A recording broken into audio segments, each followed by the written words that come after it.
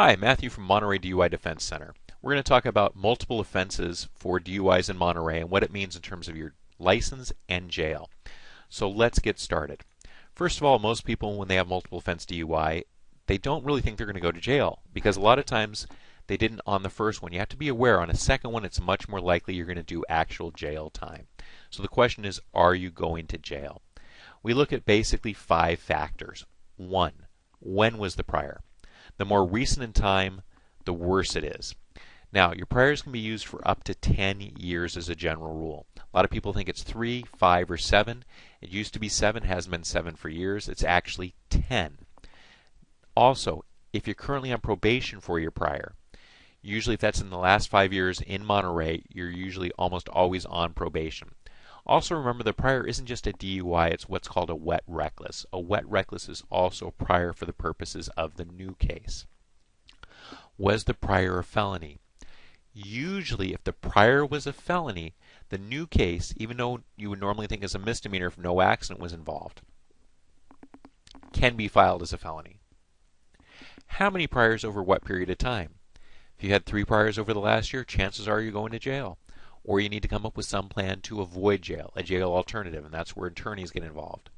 So how many priors over what period of time? Sometimes DAs try to use priors that are out of time, meaning they say, well, Your Honor, even though this is technically a second, it really should be a third because the other one's over 10 years old. You have to be careful about how that's used and how you defend that.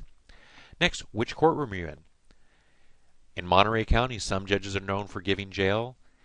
Some judges are known for giving jail alternatives.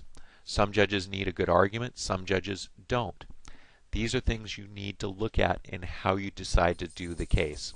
A good attorney will help you with what courtroom you're in, and that's one of the things we do at the Monterey DUI Defense Center. We keep on top of which judges are doing what. Finally, are there other charges? Maybe the DUI itself, even though it is a prior second offense DUI, wouldn't send you to jail. Let's say there's other charges. You may end up going to jail because of the other charges. Let's say there's drugs in the car, like cocaine, methamphetamine. That leads to a different story. What you're hearing in the background are dogs. If you hear that, we have some dogs at the office. So those are the main factors, main 5 things we look for on whether or not a person's going to jail. So, can you keep your license with a multiple offense DUI? We also look at factors. What number of DUI is this? If it's the second offense DUI, you're going to probably lose your license for a period of time. Do you have other tickets in your past? What period of time? Maybe you'd only be looking at 3 months of license suspension, but the problem is you have multiple speeding tickets, or your other DUI was in the last year and a speeding ticket. So you'd be looking at points violations. It gets a little complicated, a little more complicated than we're going to go into here, so that's why a lot of times if you need your license, usually you have to go a private attorney because the public because the public defenders do not deal with the DMV case because it's a civil matter. At least that's in Monterey County. Did you refuse the test? If you refuse the test and you need your license, you need to hire an attorney.